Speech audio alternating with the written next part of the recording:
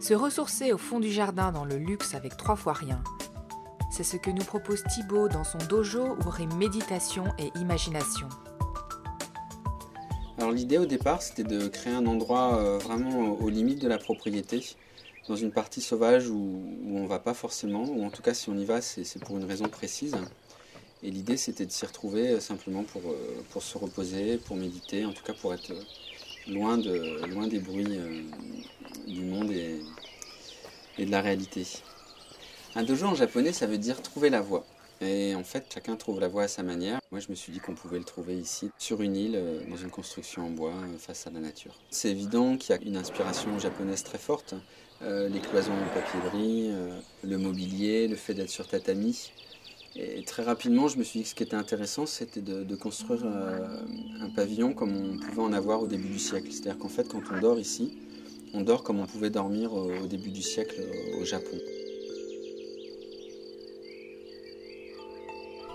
Alors ce projet, c'était quelque chose de ludique pour moi et l'idée c'était de le construire seul. Alors évidemment je ne l'ai pas fait seul, j'ai été accompagné de quelqu'un. On l'a monté à deux, donc c'est une ossature en chêne massif, une structure sur pilotis toute simple. La particularité c'est d'avoir tout autour de l'habitat des grandes ouvertures qui permettent au son de la nature d'entrer dans le volume. Ça fait un peu cage de résonance, c'est très magique.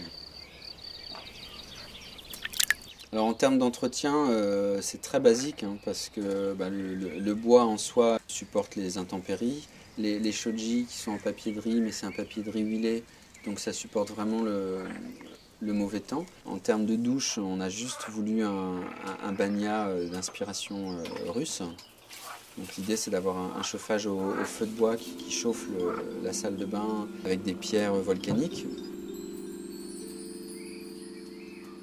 Moi, je viens ici pour me reconnecter avec la nature, c'est-à-dire pour vivre simplement quelques minutes ou une heure au rythme de la nature. Juste prendre le temps d'écouter les oiseaux, de regarder les rayons de soleil qui passent à travers les arbres. Tout ça, c'est vraiment un moment de sérénité qui est très agréable à vivre de façon personnelle.